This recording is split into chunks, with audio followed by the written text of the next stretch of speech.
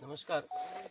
आज या ठिकाणी गेले 4 दिवस खाण्याळी येथे सुरू असलेल्या उपोषणाला भेट देण्यासाठी दोडामार्ग तालुका सरपंच संघटनेचे अध्यक्ष अनिलजी शेटकर, त्याचबरोबर सहकारी सरपंच प्रवीण गवस, संजना धुमसकर, आप्पा गवस आणि या ठिकाणी या गावचे प्रथम नागरिक नाईक आज या ठिकाणी या आंदोलनाला पाठिंबा देण्यासाठी आम्ही सरपंच संघटनेचे सर्व पदाधिकारी या ठिकाणी आलेलो आहोत.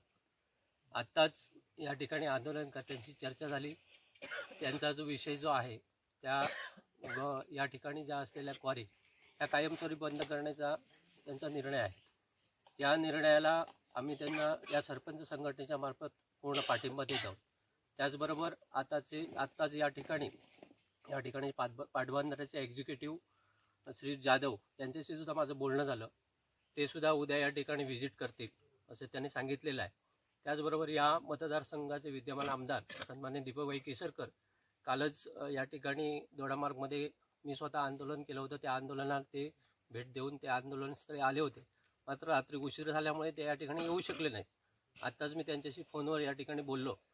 त्यांनी उद्या सकाळी त्यांना हाऊसला जायची फ्लाईट असल्यामुळे सकाळी आंदोलनकर्त्यांचे ठराविक प्रमुख पदाधिकारी यांना त्या ठिकाणी बोलवलेलं आहे आणि सकाळी त्यांच्याशी चर्चा करून संबंधित अधिकाऱ्यांना ते त्या ठिकाणी सूचना देतील की संबंधित खाणी ज्या आहेत त्या ठिकाणी तुम्ही प्रत्यक्ष पाहणी करून त्याचा अहवाल आपल्याला सादर करा, अशा प्रकारच्या सूचना त्यांना देणार आहे.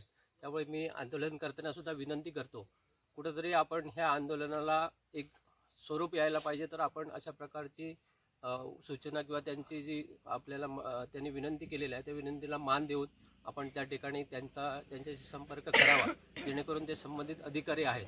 आपण एकतर या ठिकाणी घनदाट जंगलामध्ये बसलेला आहात, अशा परिस्थितीमध्ये या ठिकाणी महिला सुवर्गसुद्धा मोठ्या संख्येने उपस्थित आहे. आपण सर्वांची काळजी घेणं गरजेचं आहे. त्यासाठी आपण उद्या सकाळी मी दीपकभाईंच्या माध्यमातून सुद्धा तुम्हाला विनंती करतो, उद्या सकाळी 8 वाजता आपण ठराविक 8 ते 10 जण या ठिकाणी त्यांच्यासमोर चर्चा करण्यासाठी या. त्यामध्ये निश्चित स्वरूपामध्ये मार्ग निघेल अशी या ठिकाणी मी अपेक्षा व्यक्त करतो. आणि पुन्हा एकदा आपल्या संपूर्ण या आंदोलनाला आपण संघटना म्हणून दोडामार्ग तालुक्यातील सर्व सरपंच या ठिकाणी तुमच्या खंबीर पाठीशी आहेत अशी ग्वाही देतो.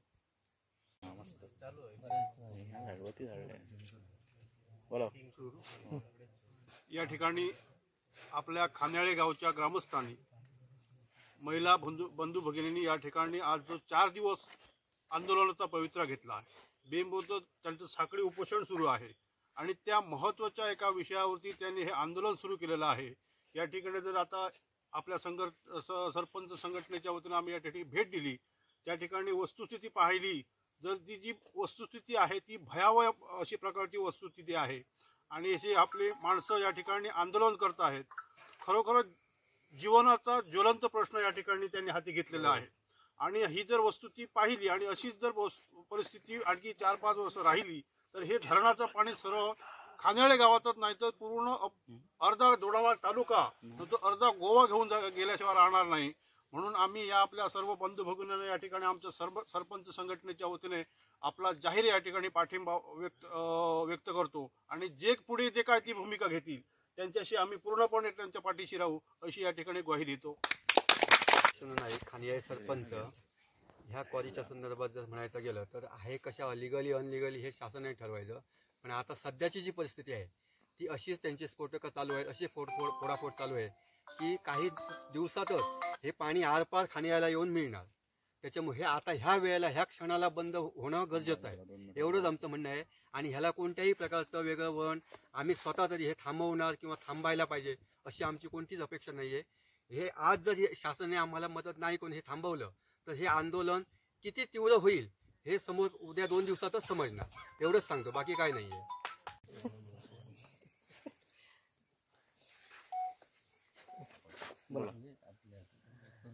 आज आम्ही सरपंच सेवा संघटनेच्या मार्फत आम्ही ही इथले जे खनिज आहे ते बघण्यासाठी आलो आणि वस्तुस्थिती बघितली तर फार भयानक अशी ही वस्तुस्थिती आहे. जर ह्याच्यावरती रोख नाही घातलं तर येणाऱ्या भविष्याच्या ह्या काळात खूप भयानक अशी परिस्थिती होऊ शकते, संभवू शकते. असे आम्ही आता बघितलेलं आहे. तर आमचा सरपंच सेवा संघटनेमार्फत आम्ही सर्व सरपंच खाण्याळा गावासोबत आहोत अशी ग्वाही देतो.